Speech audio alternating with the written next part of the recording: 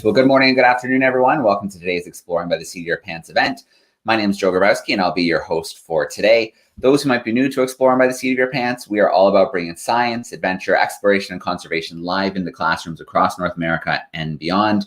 So head over to exploringbytheseat.com. You can find dozens of live events connecting classrooms with scientists and explorers for you to choose to tune into live, tune into later, or join in a camera spot to interact.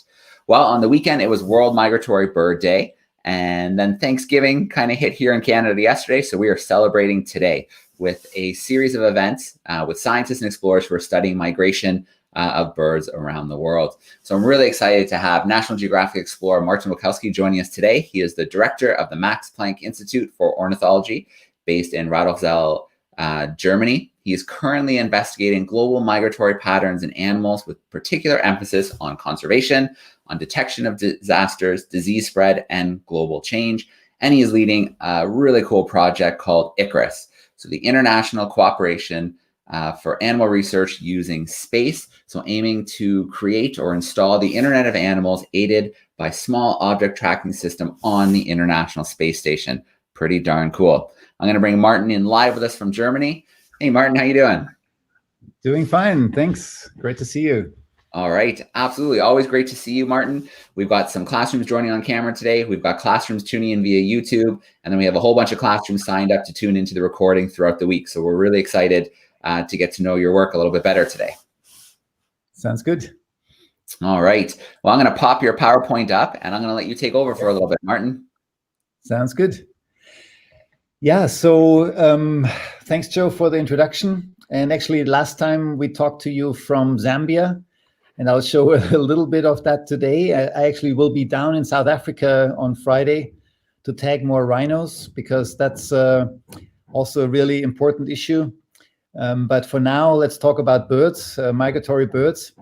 And we really want to ask birds how they see life on the planet, how they perceive the living conditions on planet Earth.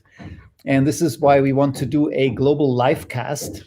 So we want to use the movements and the behavior of birds to understand what's happening on the planet. And that can be climate change, anthropogenic change, human change. That can be tsunamis, earthquakes, snowstorms, hurricanes, food dispersal, and so on. So everything on the planet, the animals can tell us. And this is what some have called the Internet of Animals, or the Internet of Wings, which is sort of a corollary on the Internet of Things, but it's actually much better because the wings are much more intelligent than the things.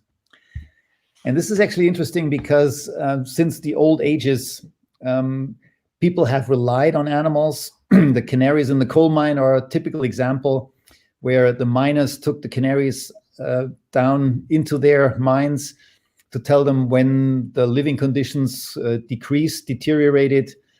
And this is actually now what we have these days, that in Europe alone, about 20 to 30% of the songbirds have disappeared.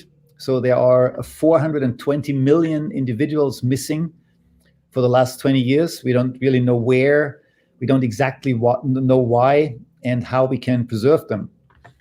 And that's why we said we need, like all the other big disciplines that have their instruments, their big Arctic vessels, their radio telescopes, or their super colliders, their particle accelerators.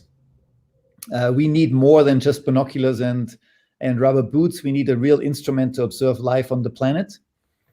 And this is what we have. So we have tags on the animals, some sensors that measure everything the animals are doing, and you can either read them out on the ground or via satellite, and then collect all the data in one large database so that everybody is participating in these data. They can be shared across the world, and people can learn what animals are teaching us. And the good thing is that these tags can be extremely small nowadays. We can communicate with many, many animals at the same time. This is important to observe swarms, so the collective behavior of animals, and we can do that on a global scale because we do it from satellite. And that's important because you know yourself, if you go out in the woods, then your cell phone may not work. And if we have a cell phone connection on an animal, then they can't communicate with us because they are out in the woods without any connectivity. So that's why we want to do it via satellite. This is much further away. It's about 400 to 800 kilometers to the space station, but it's actually almost without anything in between. There are a few leaves, and after that, it's free space till the satellite. But nevertheless, the antenna on the space station needs to be large because the tags are so tiny on the backs of little birds. They have very low signals that you need a large antenna to receive the signal. And also this big kind of pole that looks downward, that is to program the tags on the ground, so you can talk both ways. You can tell the tags what to do and they send you information. It's a pretty complicated system, so those are actually the Russian engineers checking the antenna before it goes up on their part of the space station. The antenna had to be tested in all kind of soundproof and special rooms. We had to produce an antenna that is actually a fake antenna so that the cosmonauts, the astronauts, can train with this antenna to do a spacewalk. And we had to integrate this whole thing into the space station on the ground, which is actually when things are really getting complicated, because you need all the cables, you need all the connections. And the really important part is actually behind us, but we are not allowed to take a photo there because this is the Russian Space Integration Center in Moscow.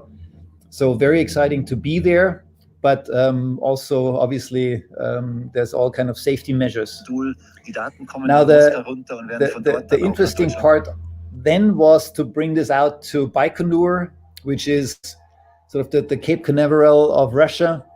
So you have the space rockets there, you have the transport, and the antenna is then fitting into the rocket. This is the city, was sort of a crazy city in the old days, really beautiful landscape, steppy. But then we have the antenna up in there. It sort of gets towards the launch, and then the thing goes up. This is a fantastic moment when about 19 years of your research is going up in space, and you hope that the thing is not exploding, because the two rockets before it exploded. And then the astronauts, the cosmonauts, are up in the space station. You see their suits behind them. You see our antenna mast and the antenna parts that they have in their hands. So they just unloaded some parts from the capsule that brought it up. And then they went out and did a 7-hour spacewalk to fix the antenna to the outside of the space station. And that's obviously super stressful. I mean, they have to find the right cables to connect and all that. So it's a very difficult job, as you can see here. So you see the antenna in front of the Soyuz that's approaching the capsule. And then it takes a lot more time, because you need to connect that to the computer inside, our own computer that we had to bring up and make it all functional and all that. But now you see on this mega instrument, the space station, this tiny little antenna, but it's at the prime spot, because we need to look down on planet Earth and observe life, and that's actually a difficult job. So we got the prime spot up there. And the project is such that signals are being sent down to program the antenna, program the tags on the animals, but also to receive data on the big antenna. And we have the onboard computer. And it works like a charm. It works much better than expected. The tags can sleep most of the time. Only when this space station and the antenna come and is sort of in the range, then they send the data. It's almost like a vacuum cleaner for data. The tags are beautiful. There's a solar panel, electronics, a battery, and there are all these beautiful sensors in there. So we can measure the acceleration, which is the movement of an animal, magnetometer, so it's the positioning in space, the pressure, altitude, or pressure, temperature, and humidity. So animals can also be meteorological buoys, or they measure the weather and climate for us. And it can be a basic tag on a little bird, or a leg band in a much larger bird, or a fish tag that swims with the fish but needs to pop up to the surface because he cannot directly transmit from the ocean, or an ear tag in a mammal. And these tags, they are beautiful little jewels that these birds can carry around. It's really like a small cell phone, and a beautiful cell phone for the animals. We call them wearables for wildlife. Super cute engineering pieces. They are being programmed at our institute for the last steps, so we make sure they all work and they all get the right functioning. Then they get a little leg band harness for the birds. So these rubber bands are then almost like a little trouser underwear for the birds. So they go around their legs, they sit on the back. So you see here a European blackbird with this little tag on its back. We know from previous studies for the last 10 years that these birds are not harmed by the tags, which is really important. We know that they don't necessarily like to carry them. That's obvious. I mean, the bird doesn't like to have any extra weight. But for us, it's important that at least some of those birds can communicate with us so that we know where they like to live and where they have problems and die, because only then can we really protect them.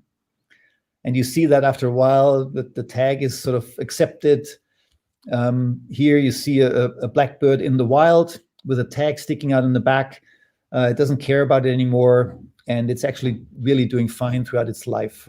So we had birds already that had tags like that for 8 years, living for a really long time for a small bird, and they're doing totally fine.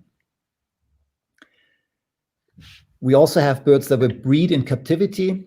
So, for example, a bird that comes from Moscow is a male from Moscow is breeding with a female from Spain, and we want to see whether they are still migrating, because the Russians are all migrating, the Spanish are all sedentary, they sit there in Spain all year round. So what is the offspring doing? So how is the interplay between genetics and culture? So if somebody has sort of a migratory background, are you then still migrating if you're in Spain, if you already are in a fantastic wintering habitat, or are you staying there? So those kind of questions we can also answer. And it's just beautiful to release these birds in the wild. They're doing fine in these orchards in Europe in this case.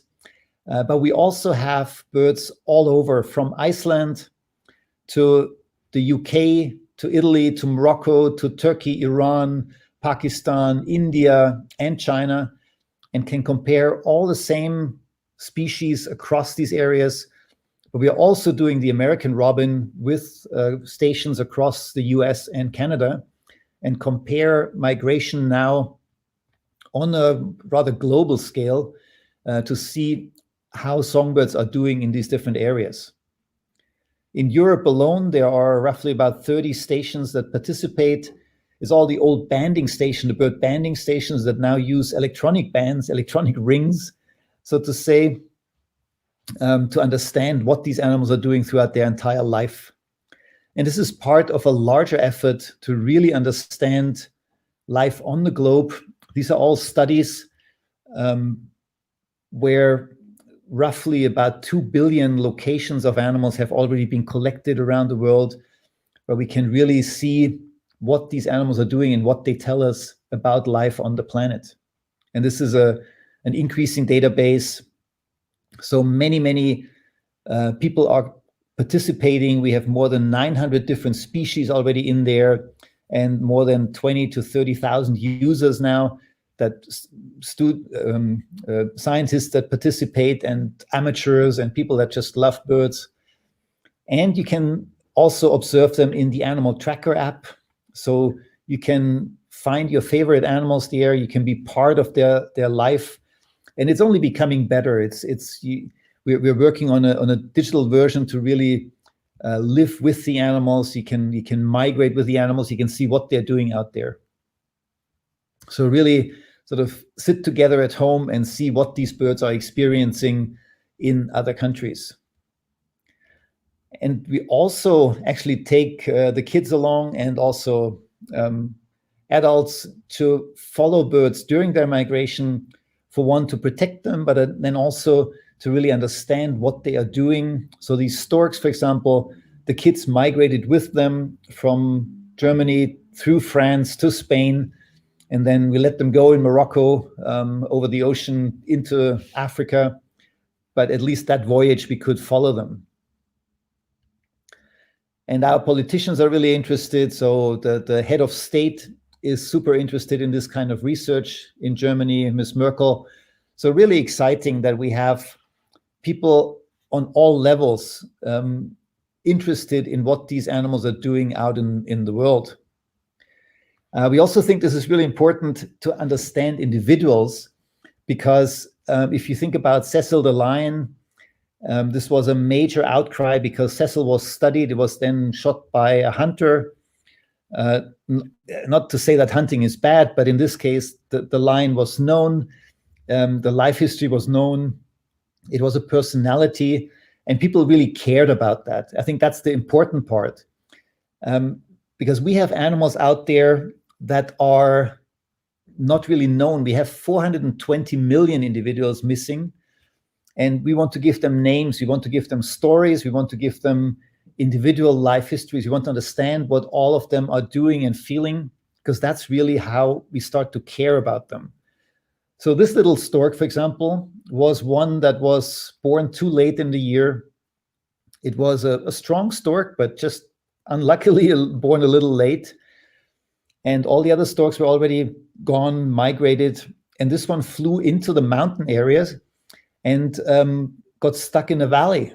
And initially it was okay, but then winter came and he returned and actually just adopted a farm on his own. So we didn't know, because these tags are solar tags. So when the sun goes down in winter, we don't get good signal. But then around the holidays, the sun came out and we got a signal from this farm and thought, well, this is wrong. Stork is still in Germany in the winter. It can't be. It has to be in Africa. And then we went there. We saw the stork. We found the stork. And actually the lady, the old mom from this farm, throughout winter put warm water bath for the feet of this stork out and fed this stork. So the stork was doing extremely fine. And then whenever it was hungry, it actually came to the window and knocked and said, hey, I want food. And this is totally amazing, because obviously this is not what a normal stork is doing. But then about a year later or so, it was actually shot in one of the civil war areas in the Middle East. We got a report back, people saying, well, we're sorry we shot your stork, but we are hungry, we need peace, please understand. And obviously that's understandable. I mean, if you're hungry, then sure, you try to get everything to get rid of your hunger. But it was also our little stork that died there. And that gives us the context, that gives us the understanding of what these animals suffer and face during their voyages. We've also done that in a crane project. We have tried to tag 1,000 young cranes around the world of 15 different species. Cranes are marvelous creatures doing long distance voyages. And what's really exciting are, for example, these Demoiselle cranes. They are living in the steppes of Mongolia, Eastern Asia. You see how beautiful they are as these little ones, and you see how they grow up into these beautiful, elegant adult creatures that fly across the Himalayas at altitudes of more than 7,000 meters, so 21,000 feet. So it's really an amazing creature. And we have these electronic leg bands that then really can tell us what's happening. And you see here, one of the youngsters, one of the juveniles, it has one of these leg bands. It sort of still needs to grow up into really using this leg band right and being able to fly. It can't fly yet because it has no real wing feathers. But then later on, it flies with the flock, and it actually goes in different populations from, in this case, Mongolia to China, to Beijing almost, and then in one beeline across Tibet, across the Annapurna, across the highest mountains in the world, down to the Indian plains, down to the coast of the Arabian Sea, winters there, and then goes across Pakistan and Afghanistan, Turkmenistan, Uzbekistan, Kyrgyzstan, Kazakhstan, back to Mongolia. So a wonderful migration. And another population, same species, goes from southern Russia through eastern Turkey, Syria, Iraq, Saudi Arabia, Sudan, southern Sudan, Ethiopia. So the western route. And those are a lot of dangerous places. I mean, anywhere in the world can be a dangerous place for a bird. Anywhere in Europe, anywhere in the US, anywhere in South America, in Africa. But here we know from these cranes, because we see that on Facebook and on Instagram, that people are hunting these cranes actually in masses. If it's for food, we understand, but if it's really just for the fun of hunting, that's not really understandable. And then we also get the reports of this little one, the little one that we tagged as a juvenile in Mongolia. So here's our tag, here's our life of this little bird that was wasted by a shot. And it's actually disappointing, but it really helped the cranes, because in Pakistan, then these birds were better protected and hunting was forbidden in some of those areas. So I think it's very exciting that these tags allow us to fly with the birds. It's almost like Niels Holgersson on this Swedish 20 kroner bill, that we can fly with the geese, with the migrating birds. We can be part of their life. We can understand what they're doing, and we can really protect them. And I think that's really important, knowing what they're doing, loving them, and protecting them. And that's, I think, the future of animal migration, and the future prospect of understanding the world through the eyes of birds. So thank you very much for listening. And I don't know what the format is, if you have questions, or if you can find out what you want to know about all this. All right. Awesome, Martin. Thanks so much. I've popped you back on the screen. Feel free to close your PowerPoint as well so you can see us. Thank you for that awesome presentation. It's always great catching up with you. We never know what you're going to be up to. I think our first event ever, you joined us from a car. You just landed in a plane. I think you were tracking bats. We hosted you for 2 really great events in Zambia with the straw-colored fruit bats and that massive migration. So it's always great to catch up and see what you're up to. Okay, let's do a little Q&A action. You can hear me okay, Martin? Oh, maybe not. Martin, can you hear me okay?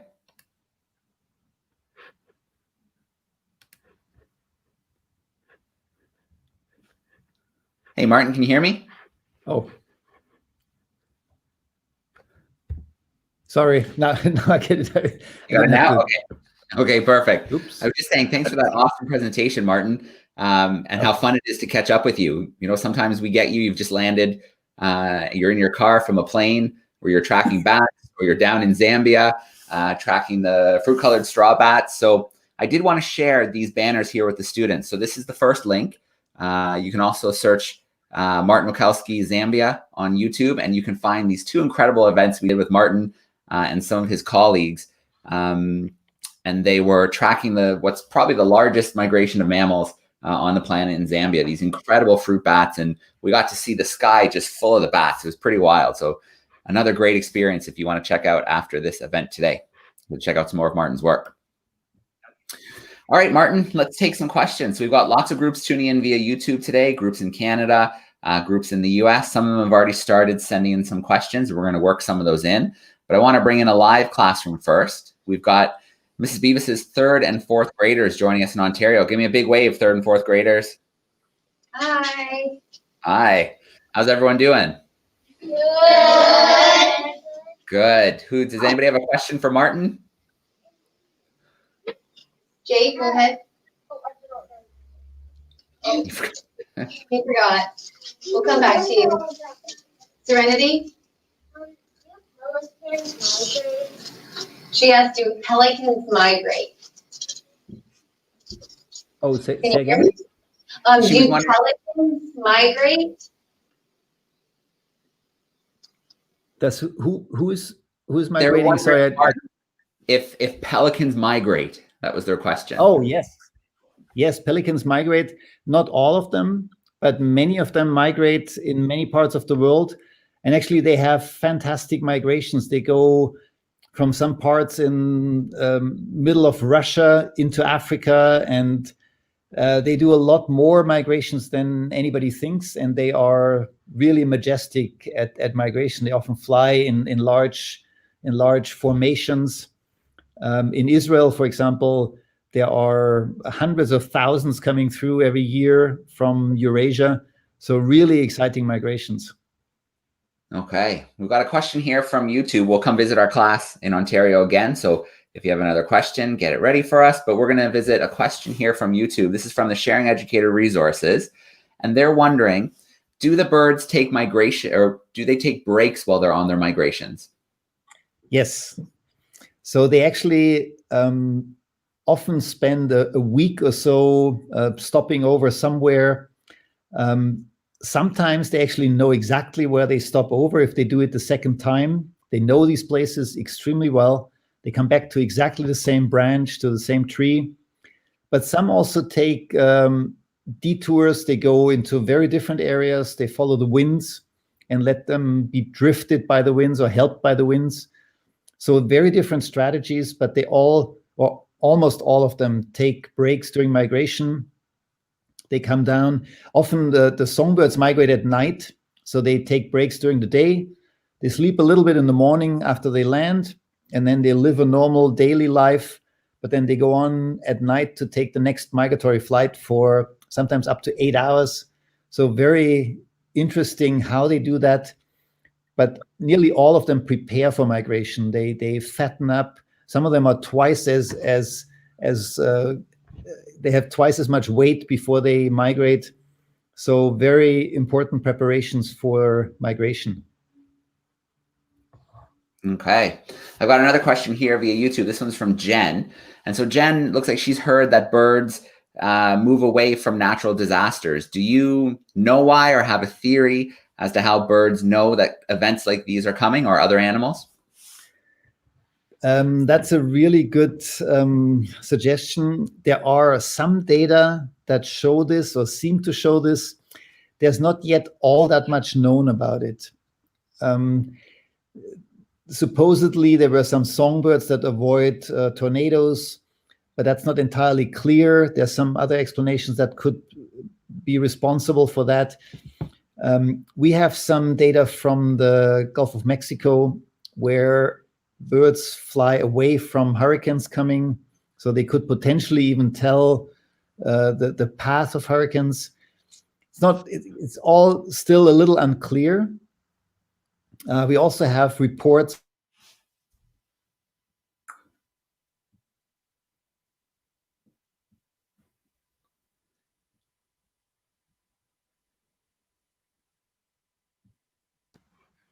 So it's possible that there is something like a sixth sense in animals, but we don't quite yet understand it all that well.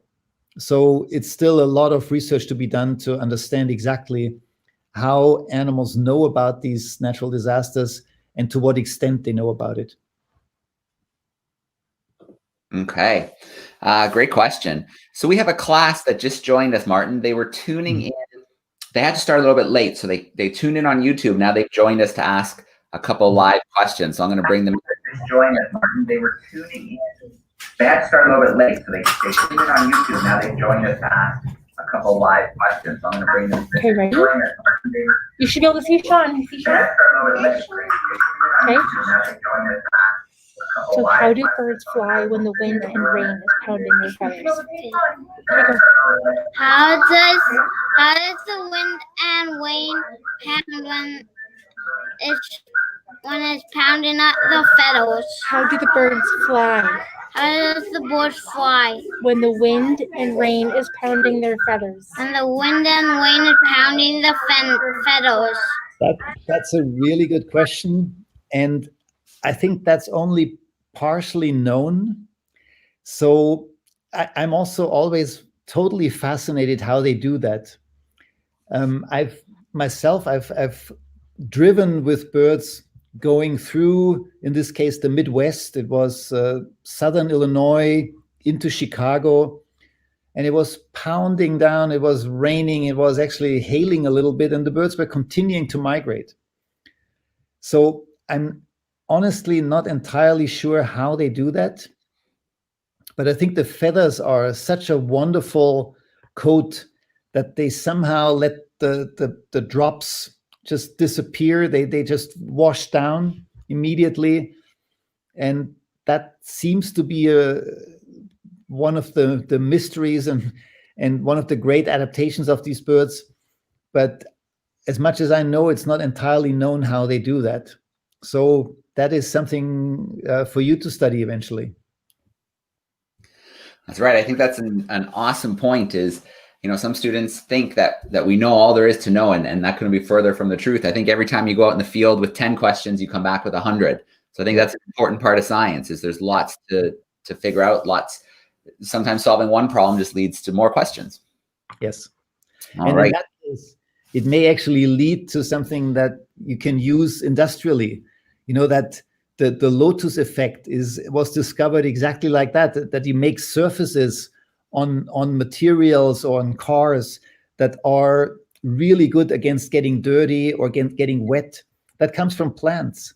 And you should investigate that effect, and maybe you find something that is really, really important and nobody has discovered yet. So I fully agree with Joe. There's so much to discover, especially if you observe well, if you see something that you don't understand.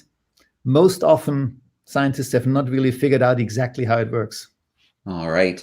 Very cool. Biomimicry. Engineers are always stealing from animals' ideas. Very cool. So Kate's wondering, what are the advantages to tracking the birds from space as opposed to maybe trying to do it from the ground? Yeah.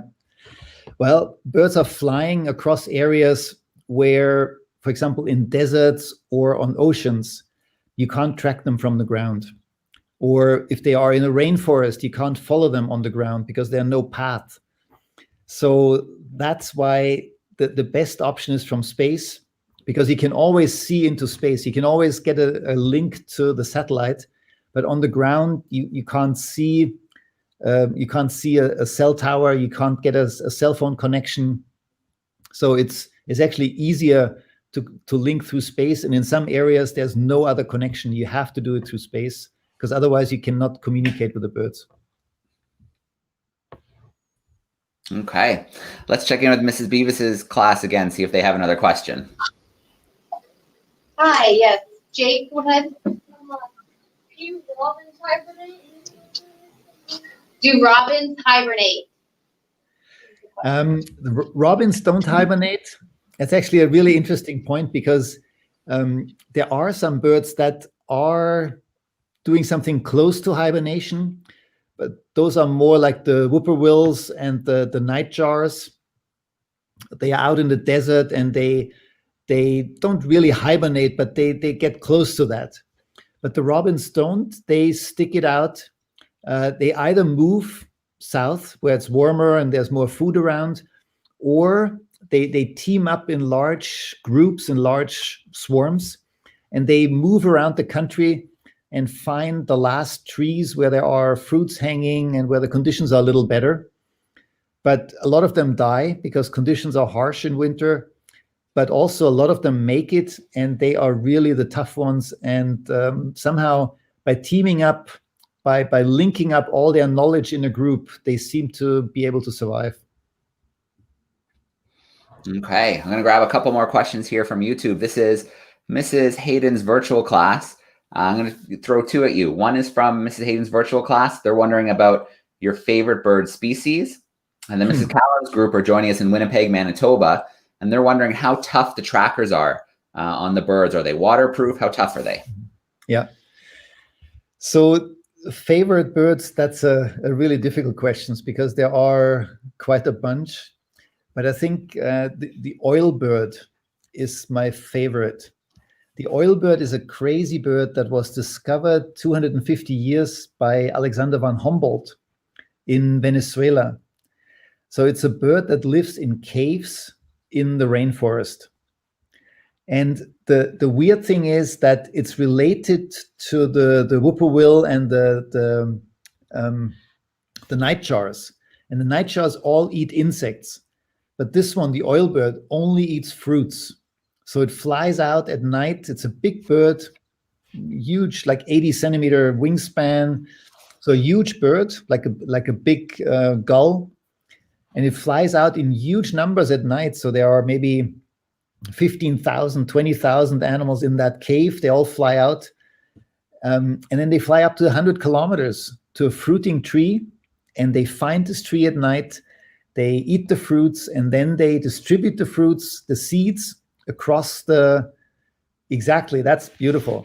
So they distribute the seeds across the rainforest. And they plant new trees every night in masses. So it's one of the most important, what we call ecosystem engineers. So a gardener, it's a gardener of the rainforest. And it's poorly known. It's actually called oilbird because in the old days, and old days, all the old birds were usually pretty gruesome. So people went into these caves and took the young ones and put them on a stick and were lighting them up to make a candle, a lantern in the cave. Really horrible. But this is why they called oilbirds, because the adults bring back the fruits and they are so oily, they are so rich. It's almost like an olive oil that they bring back for their kids. And that's why these kids sit in the cave really well nourished, and that's why they're called oilbirds. But it's just one of the most majestic and beautiful birds that I know. All right, very cool. And the second part from our class in Winnipeg, they're wondering how rugged are those tags? How tough are the tags? Oh.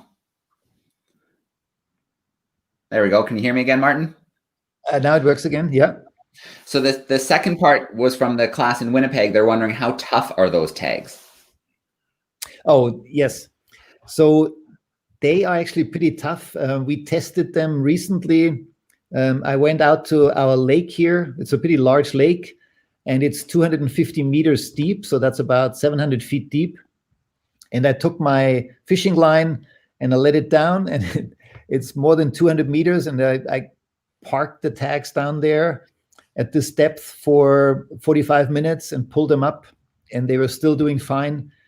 So they seem to be very rugged and very good. So you can also use them on diving birds. Maybe not on the emperor penguins, they dive too deep, but on the smaller penguins, we could use them. And the only problem is the antenna. So the antenna, if you have a very strong beak as a bird, you can break the antenna. But the very small birds that we are studying, or the medium-sized birds, they do fine with these tags, and they get used to it, and they're totally okay. Okay, great questions from YouTube. Let's bring our class in Canada back in. I know Okay, Canada's next. Totally okay. How much? Okay, great questions from YouTube. Let's bring our class in Canada back in. I know totally okay. We had a We had a thunderstorm last night. We had a thunderstorm last night. Do birds die in thunderstorms? Do birds die in thunderstorms? Yes. So birds can die from thunderstorms. Actually, I observed it once. It was pretty dramatic.